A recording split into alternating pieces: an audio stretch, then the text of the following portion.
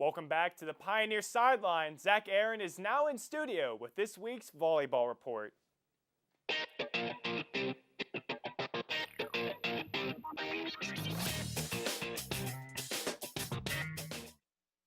Well, Chris, this past week hasn't quite gone the Pioneers' way, as they lost all 3 matches they played this past week.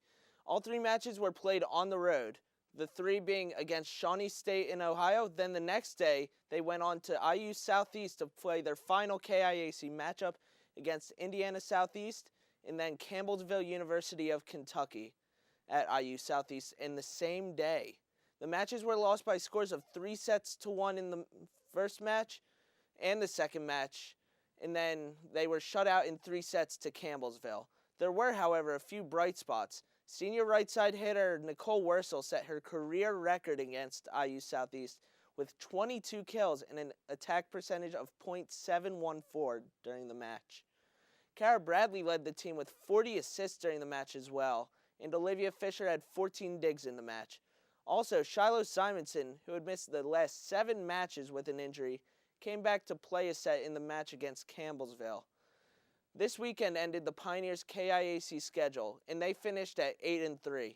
Unfortunately, that does take the Pioneers out of contention for the regular season title or regular season runner-up title, so they will not clinch an automatic spot to the NAIA National Tournament.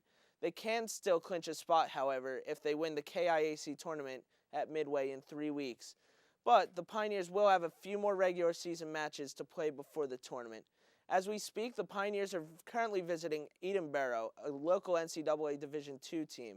After this match, they'll go on the road for the weekend to Georgetown, Kentucky for the Georgetown Boneyard Brawl. They will be playing some of the best teams in the NAIA.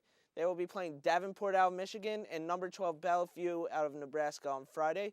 Then on Saturday, they will play number 19 Lindsey Wilson of Kentucky and number 15 Viterbo of Wisconsin.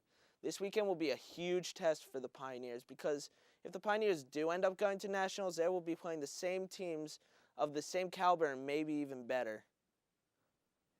Zach, you look at the team, they're going to finish not 1 or 2 overall, but do you really think that can motivate them to really play strong and really play their hearts out in that KIAC tournament? Well, I mean, keep in mind the fact that the Pioneers really aren't a bad team at all. I mean, the volleyball conference of the KIAC is one of the toughest in the NAIA, and it's unbelievably competitive. So I don't think it will make that big a difference. I mean, the Pioneers always come out to play. It's something that Coach Mike Bruno preaches. So it'll be very interesting to see how the rest of the season goes.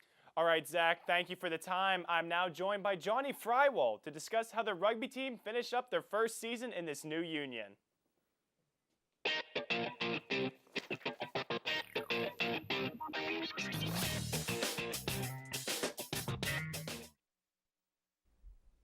The Point Park University rugby team won the game before it even started against their conference rival, Geneva College.